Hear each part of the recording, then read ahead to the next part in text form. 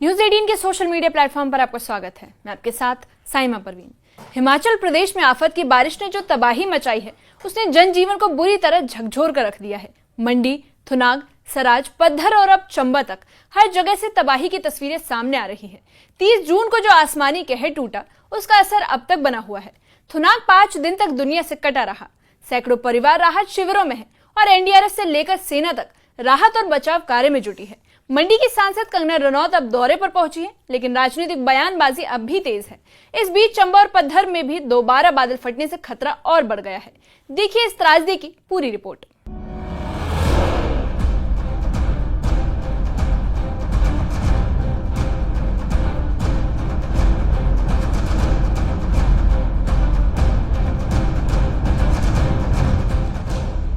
मंडी जिले के थुनाग में 30 जून को ऐसा आसमानी कहर टूटा कि पूरा इलाका 5 दिन तक मेन इलाकों से कटा रहा। न कोई संपर्क था, न बिजली आई और न ही नेटवर्क रहा। सिर्फ तबाही के निशान ही बचे। गांव में मलबा फैला है, बड़े बड़े पत्थर घरों को तोड़ चुके हैं। करीब 500 परिवार राहत शिविरों में शरण लिए हुए हैं। प्रशासन 5 दिन बाद किसी तरह थुनाग तक पहुँच पाया है, लेकिन अब भी कितने लोग प्रभावित हुए हैं और कितनों का रेस्क्यू हुआ, इसकी कोई ठोस जानकारी नहीं है। ये तस्वीरें डराने वाली हैं, खौफ पैदा करती है और भयावह है।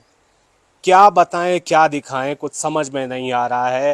ये मुमकिन नहीं है कि हर कहानी को सामने लाकर बताया जाए, लेकिन यहाँ पर जो तस्वीर निकल कर आ रही है, लोगों के जो चेहरे हैं वो अपने आप सब कुछ बता रहे हैं कि त्रासदी किस तरह की हुई है।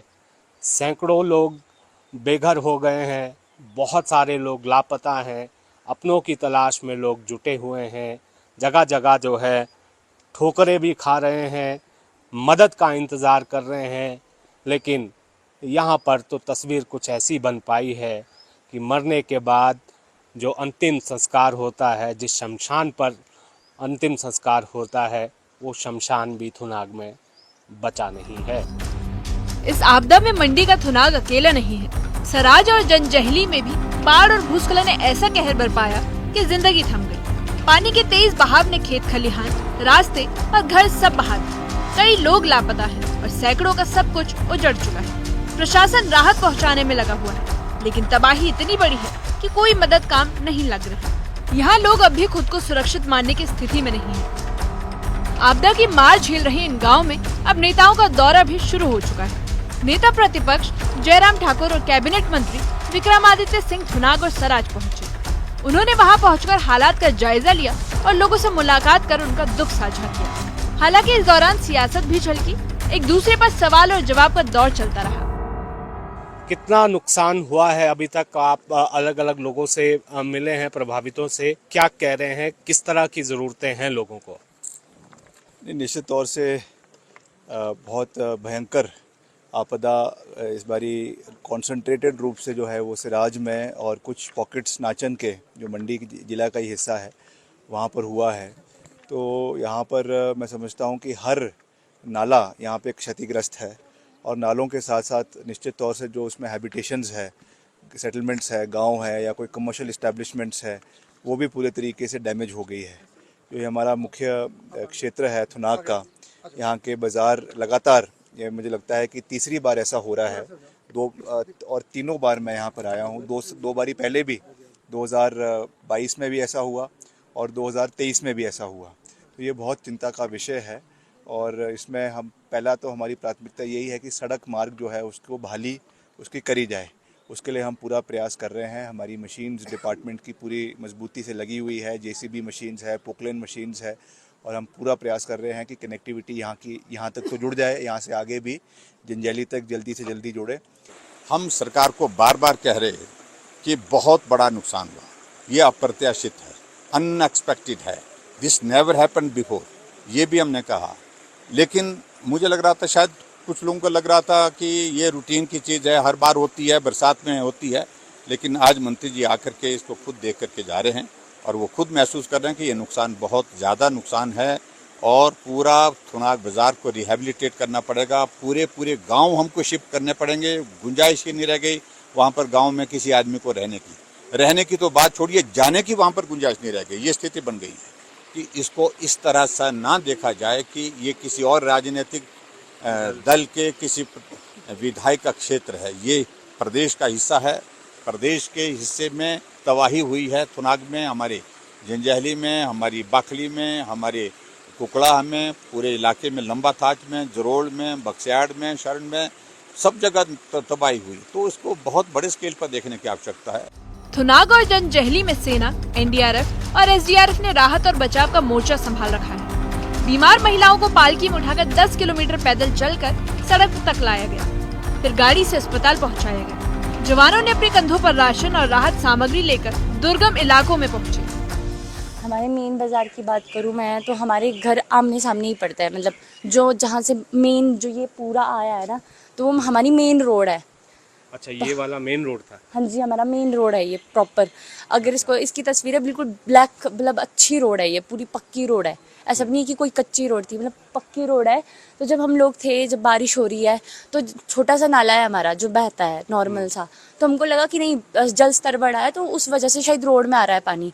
बट जैसे ही उसके ऊपर से गाड़ियाँ लोगों ने पार्क की हुई थी तो गाड़ियाँ आनी शुरू हुई, तो हमको लगा कि नहीं अब कुछ शायद ख़राब होने वाला, कुछ डेंजर होने वाला है।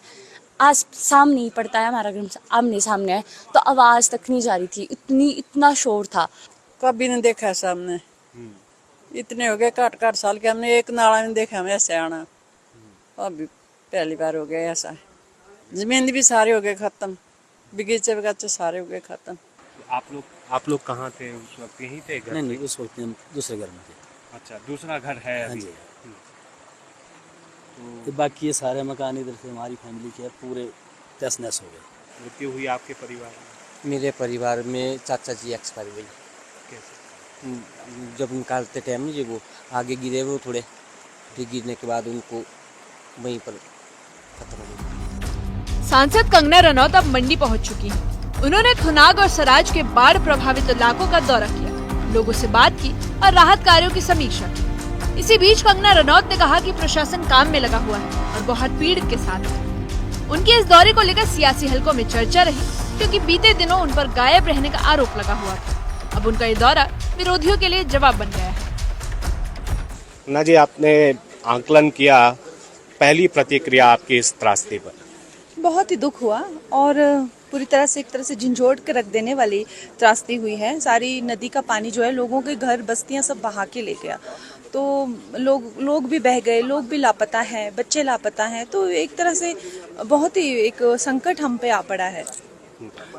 तो केंद्र से आपकी बात किस किस से हुई है? किस तरह की मदद केंद्र सरकार से हिमाचल को दी जाएगी? जी, मैंने प्रधानमंत्री जी की टीम को इस चीज़ का पूरा ब्यौरा दिया है कि ऐसे ऐसे यहाँ पे इतना नुकसान हो गया है और जल्दी जल्द हमको जो है राहत जो है वो रिलीफ फंड चाहिए होगा। उसके साथ ही मैं एचएमजी की टीम को भी आज मैंने रिक्वेस्ट किया, अगर उनसे बात हो जाए तो उनको भी मैंने ये ब्यौरा देना है कि यहाँ पे इतना हमें भारी राहत फंड की ज़रूरत होगी। लेकिन वो पिछली बार भी दिया था, वो राज्य सरकार के पास ही जाता है। पिछली बार भी वो पूरा राज्य सरकार जो फंड है वो उन लोगों ने ही खा लिया था।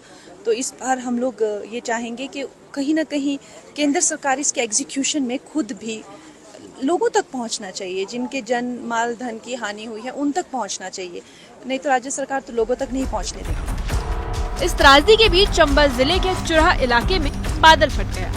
कंगेला नाला में बाढ़ आई और पूरा इलाका जलमग्न हो गया। तेज बहाव में पुल तबाह हो गए, ग्रामीण इलाकों में संपर्क टूट गया। राहत की टीम मौके पर रवाना हो गई है और नुकसान का आंकलन शुरू किया गया है। एक और दिल दहला देने वाली तस्वीर मंडी के पत्थर इलाके से आई, जहां रात करीब 12 बजे बादल फट गए और सैलाब ने तबाही मचा दी। 3 पैदल पुल और एक वाहन पुल बह गए। गांव के नाले में आए उफान ने कई खेतों और बागों को तबाह कर दिया। तो सभी भाइयों को मैं बताना चाहता हूं कि जो चांजू नाले बघेईगढ़ नाला में जो पुल है, चांजू का पुल जो है वो क्षतिग्रस्त हो चुका है। तो आपको सामने तस्वीरों के माध्यम से बताना चाहता हूं कि आप देख सकते हो कि ये बघेईगढ़ जो है चांजू चंबा मार्ग पर जो है पुल जो है ये क्षतिग्रस्त हो चुका है। तो मेरा सभी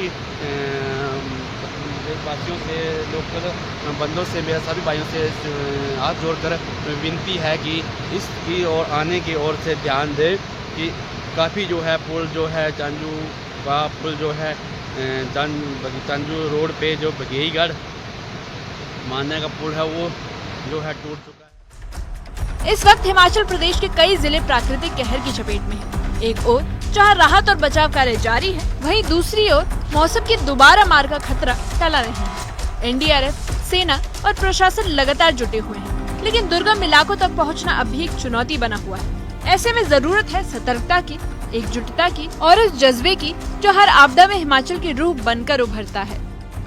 ब्यूरो रिपोर्ट, न्यूज़ 18।